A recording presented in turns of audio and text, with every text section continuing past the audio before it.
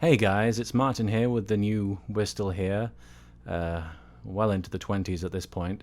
And it wasn't late this week, which is cause for rapturous applause, I'm sure.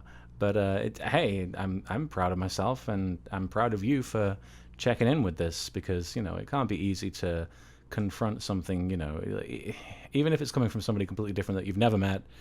I mean, some people might say that makes it harder to deal with, but I'm proud of you for trying to face up to some of this stuff, or even if you're just checking in with me, or if you just having a bad day and you want to pick me up, or if you just want to if you want to giggle at my expense, that's okay, as long as you're getting something out of these videos. I don't really mind what you're getting out of it. Yeah, so I'm very proud of you. Proud of me too for getting this done this week, and yeah, and not screwing around and trying to avoid facing this stuff. So yeah, proud of both of us. But having said that, here's something that makes me happy. This past week or two ago, I'm not sure what it'll be at this point when this video goes up, but this recently I went to a convention in England called Alcon, which is short for Anime League Convention. I believe, I've never actually stopped and asked them what it's short for, but I believe that's what it is, because the people who run it are called Anime League, and it's a convention. And it was their 9th year this last time that I went, and I've been going for 7 years. It's my longest running convention, right next to Youmacon, which in itself I've been going to for, I think this year will be my 7th year. But Alcon was the first, and I don't know how much I've talked about it on this series, but it means the world to me. It's like my hometown convention, even though my hometown is not Leicester. It's a place called Knutsford. They don't have any anime conventions there. I don't think they even know what anime is in Knutsford. But in Leicester, they have this happening place called De Montfort University, where Alcon takes place at the beginning of September every year. And all my good friends from England go there. A lot of people that I've just come to know from just attending the convention go there. And a lot of shows like Youmacon, for example, which is in Detroit every October, they grow exponentially every single time, and so you're seeing all these new faces that you don't quite recognize, and it can be kind of overwhelming. Alcon has always been a really chill experience for me, and I'm a kind of chill guy. I get, some people would describe it. I describe it as being boring, but chill is the nice way of describing somebody who's very boring. So I'm a really chill guy, and Alcon is a chill convention, not boring, just chill in this situation. And I have loved it every single time because it tends to be the same people every year. It's still a significantly large convention for what it is. It's about 1,500 people last time I checked, but it's 1,500 people that I've come to know over the years and really get sort of a tight knit relationship with. Like, I'm always blown away that whenever I do a panel at Alcon, it fills up pretty quickly, and I recognize all the faces in the crowd, and like, you'd think after 7 bloody years of hearing me talk about the same old nonsense, people would get bored and want to check something else out. And that they always support me. They always come out in droves and support me, and I try my best to support them, with laughter or something. I don't know. I don't do that much, do I? But it just means a lot to get to go there. It's the convention where I first met my best friend, X the Dark One. And the first experience I had with him was rather amusing. I don't know if I've told this story before, but hell, I'll tell it again. We were walking to the place where I was staying, which was, I don't know if it was student accommodation, but yes, it must have been student accommodation now that I think about it, because that's intrinsic to the story. I was carrying a bunch of luggage, and X just grabs it off me first time he meets me and is like, "Oh, I'm carrying that for you, mate." and he carries this really heavy bag for me, even though I'm insisting, no, it's okay. And he just ignores me. He just carries the bag all the way to where we're staying, and that was really sweet of him. That's kind of the best example of X the Dark One's kindness is he's very insistent, and once he's doing something for you, he just won't listen to any of your pleas of you don't have to do this, and he'll just, in his own comedic, stubborn way, he'll go about his business and help you out. But what happened next is particularly amusing, if not embarrassing. We went to the accommodation, and foolishly I'd forgotten that, given that it was student accommodation, they didn't provide us with any kind of bathroom utilities like towels, and I don't know if that's the right word for it, but they didn't provide towels or toilet paper, which is kind of a big deal considering I had to use the bathroom as soon as I got in. So I used the toilet first thing after dropping off my luggage, and I've got the door locked, and I finish what I'm doing, and then I realize that there's no toilet paper, and I call out to X, and I'm like, X, and he's like, what is it, Martin? And I'm like, there's no toilet paper, and I've done, I've had a poop. This is so pleasant. This is what you tune into these We're Still Here videos for, I'm sure, is to hear about my bathroom activities. But yeah, he was very sympathetic, and we made the best of a bad situation. He slid a copy of the convention guide book under the bathroom door, and yes, I wiped my ass with the convention guidebook, which some people would say is a not exactly a glowing endorsement, but it's a convention that means the world to me, and it was there for me in a sticky situation. So later on down the years, I actually got my own back. X went to a public bathroom when we were playing a prank on Falero, one of our other good friends who's also an abridger. X and I were shopping for Hawaiian shirts in a store because Falero is known for wearing a multitude of Hawaiian shirts, and we were teasing him about it the whole weekend. And so before Falero's big Q&A that he was having, we all went out and bought Hawaiian shirts, and I bought some Hawaiian shorts, and we all came out at the beginning of the panel and surprised him, decked out in Hawaiian gear at the beginning of winter in England. So we looked completely out of place, but it was beautiful, and we all hugged. But yeah, X went to the public bathroom in the store where we got the shirts, and there was no toilet paper, so we had to go save him. So, things come around, X the Dark One.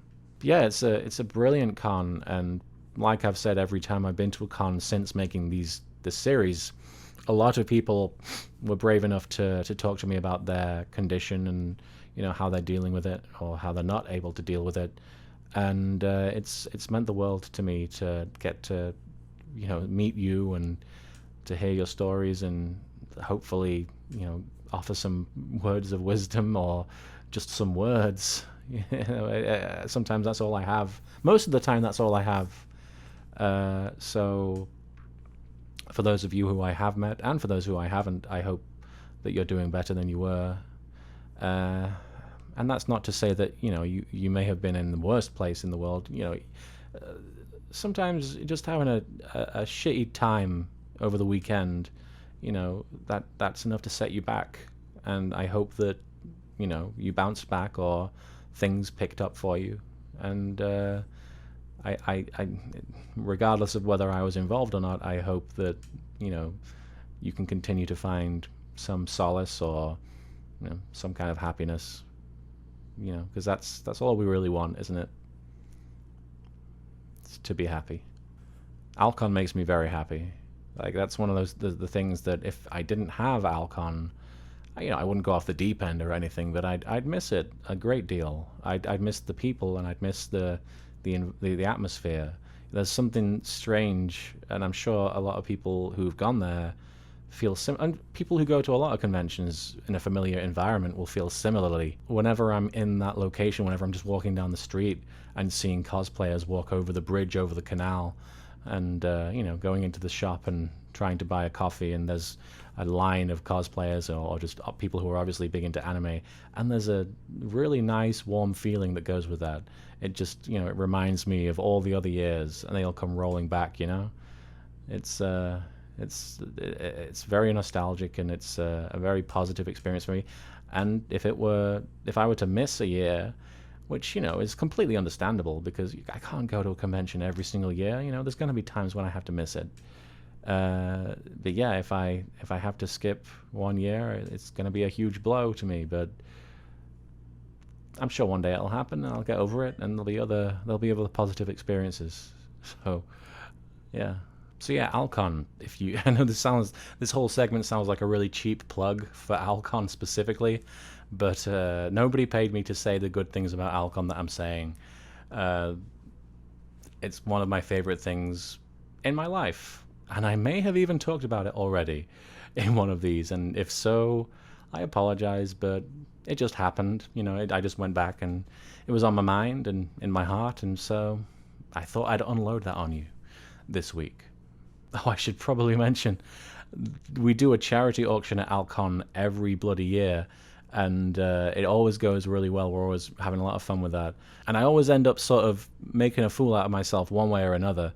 But this year in particular, I may have put my foot in my mouth way worse than I had anticipated, because we were trying to get people to bid. And the bidding was kind of slow. A lot of people were it's not that nobody cared. It's just that people were, bidding in small amounts, and I think people were waiting for the bigger items. So I think around item number 30, it was a Sailor Moon themed. I think it was an image or something. And I said, like, when we were trying to get people to bid, hey, if this goes over £100, I'll dress as Sailor Moon next year. And that'll be a thing. I'll actually cosplay Sailor Moon when I come to the con. And people got very excited about that.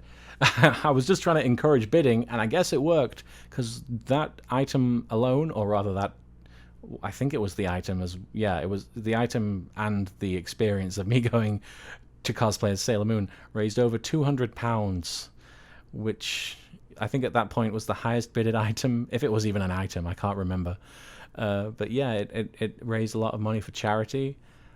So I don't know what to say about that. I'm going to dress as Sailor Moon next year, and I'm sure there will be pictures and video to go along with it. So look forward to that.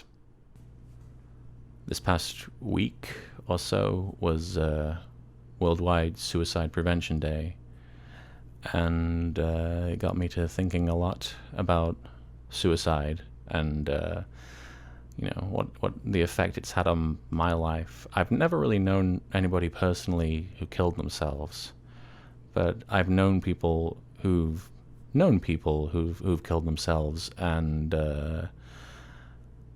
obviously it's had a pretty devastating effect on them. But it's difficult for me to talk about that, because obviously for a while there wasn't a day that went by when I didn't think about doing it to myself. I wanted to die for a while. And it's weird to look back at myself in that condition, because I don't think about suicide that much these days. I think about it, I'd say, once every week or two. And I'm not always thinking, I want to kill myself. I'm thinking, just thinking about it. It's not a desire anymore. I don't think it's just a thought that's just nested up there, and probably won't be gone for a long time. But it's not controlling me the way it did. But it's weird to look back at a person that I was and know that that person just didn't want to live. And to think that there were people who were driven so hard by that feeling that they acted upon it. That's I guess it's hard for me, because it's not that hard to think about me doing that. And I guess to see how it's affected other people and know that that's the effect it would have on a lot of people in my life and a lot of people not in my life. I remember when I first started getting therapy, and it was not long after Robin Williams had killed himself, and we still didn't quite know the exact details behind it, but to know that there was somebody who was a positive role model in my life and in countless other lives that had chosen to take their life, I guess, strangely enough, it made me believe that, you know, maybe I wasn't crazy, and maybe the thoughts I was having at the time made perfect sense. And that's awful, because, you know, that's, when I think about it, I have the ability to make positive change, and I don't even mean like this, or, you know, like anything online or in real life. I don't mean anything about my role as whatever you perceive me to be or to have.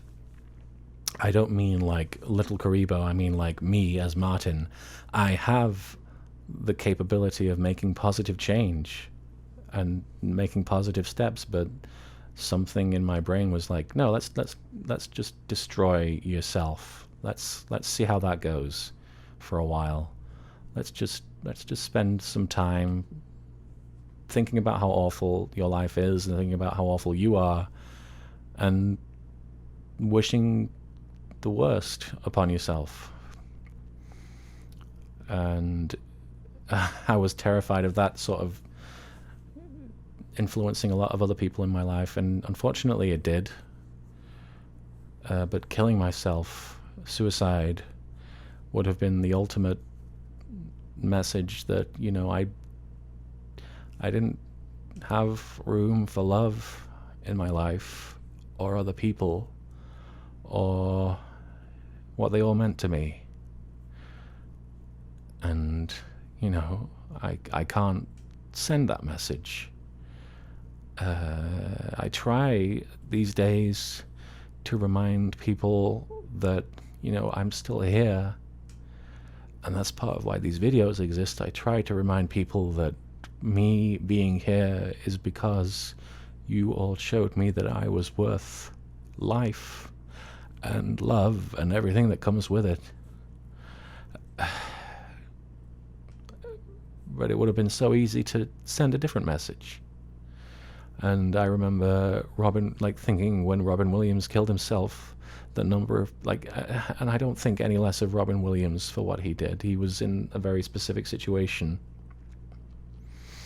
There was, you know, you can't possibly put yourself in those shoes. Even I definitely can't. But when you have, you know, the fact is, you know, I do, you know, the message I put out there gets heard by a lot of people, and, you know, I don't want to ever give people the idea, you or anybody, like my wife or my family, that I don't want to know them, or that I don't want to be in the same world as them, or that, you know, they haven't done a tremendous amount for me. And I don't want people to think that dying is the only option. I don't want people to think that dying is an option. I mean, it's something that eventually happens, but it's out of our control. I don't want people to try and speed that process up. I don't want to encourage anyone to go down that line of thought. So, you know, when it comes to like suicide prevention, all I can say is find help, talk to people. And it's something I've said a million times, and I'm going to say it another million times, because there are people who just don't think they're worth the help or the time and the effort that it takes. Therapy is a huge help. Therapy saved my life. Therapy is something that could save yours. I'm not saying that it will, but please, if you can, take the time to try it. I mean, it's not.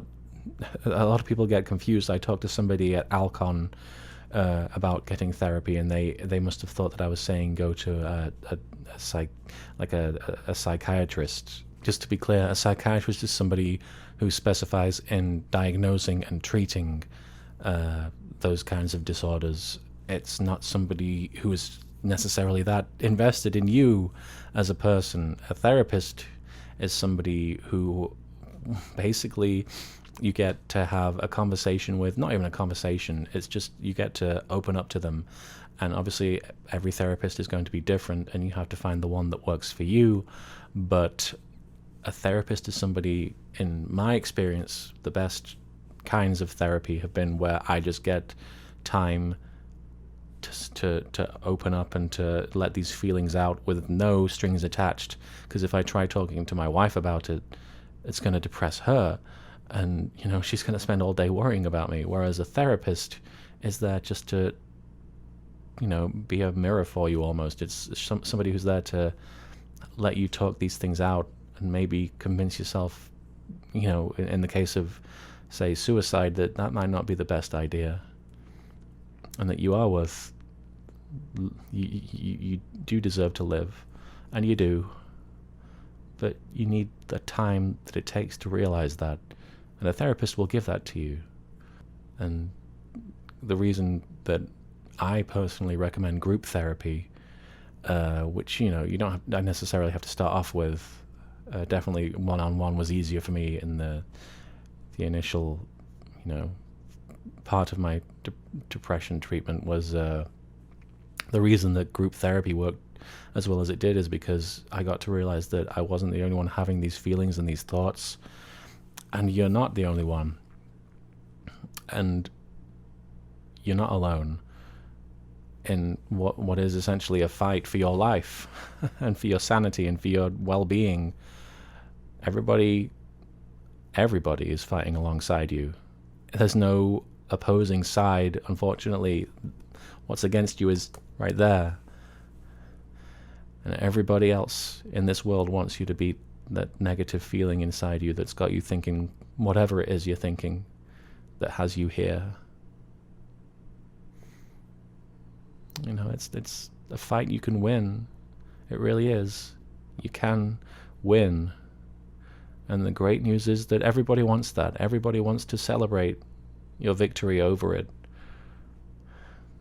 You just can't give up, because there's so many people who would lose.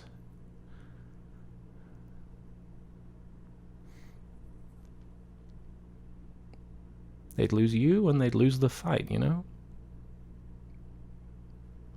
So I don't know if I'm adding anything. I don't know if I'm providing a new perspective on anything, but I just don't want you to feel like you're alone, and I want you to feel like you can find help.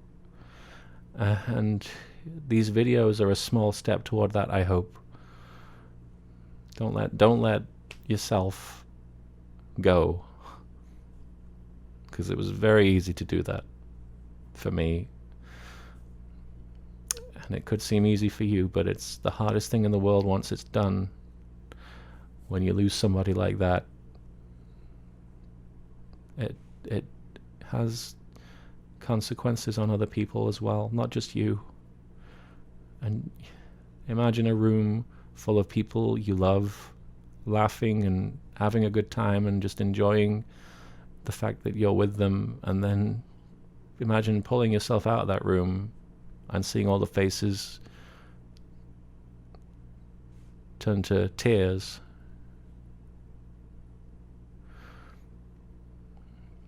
It doesn't have to be that way. You're worth it. You're worth life. You're worth living. And whether you know it or not, I want you to be okay. Whether I know you or not, whether we've met each other or ever will, I want you to be okay. No matter what else. So yeah, that's another We're Still Here for this week. And, bit of a rough one, but they're going to be rough. and I hope that doesn't put you off watching, or if it does put you off, I hope you find something that will help you better. But yeah, I definitely wanted to talk about that, and it's definitely a subject that I'll keep talking about, because it's no small part of depression or what I experienced. So yeah, next week I think I'm going to talk about podcasts, because I just went to a live performance of a podcast, which is called Spontaneation, which was a lot of fun, and Kristen Shaw was the guest. And yeah, I love podcasts. I'm really getting into podcasts. So if you recommend me a podcast in the comments down there, then I might check some out. If you have any podcasts you like listening to on a regular basis, they've just become my jam recently. I don't know why. I think I can just listen to them while I'm writing or while I'm editing, so it's just easy. But yeah, I hope you're doing okay, and I hope to see you next week, all safe and sound. And you'll get through this. With or without me, you'll get through this and you'll be okay. You take care of yourself.